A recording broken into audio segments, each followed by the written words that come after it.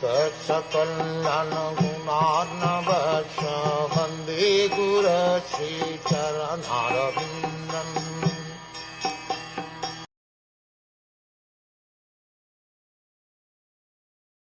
The great sage Maitreya continued, "My dear Vidur, persons like you, who are pure devotees of the lotus feet of Mukunda, the Supreme Personality of Godhead, who can offer liberation, and who are always attached to the honey of his lotus feet, are always satisfied in serving at the lotus feet of the Lord.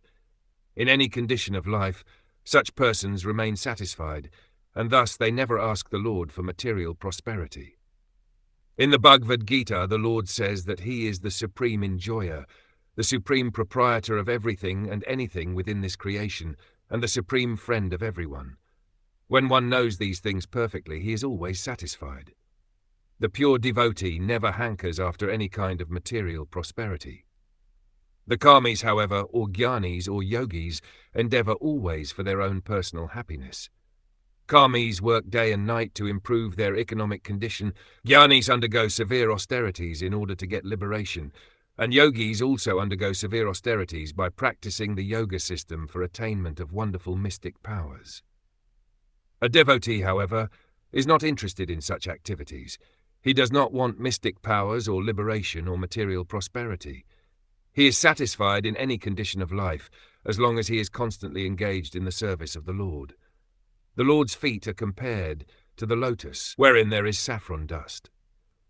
A devotee is always engaged in drinking the honey from the lotus feet of the Lord.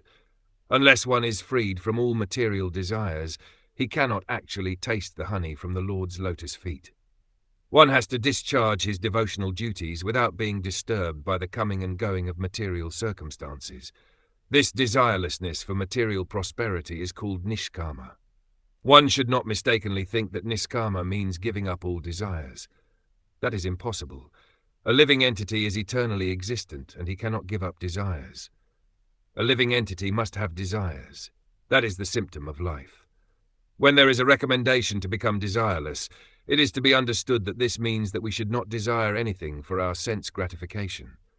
For a devotee, this state of mind, nispriha, is the right position. Actually, every one of us already has an arrangement for our standard of material comforts. A devotee should always remain satisfied with the standard of comforts offered by the Lord, as stated in the Shopanishad. This saves time for executing Krishna consciousness.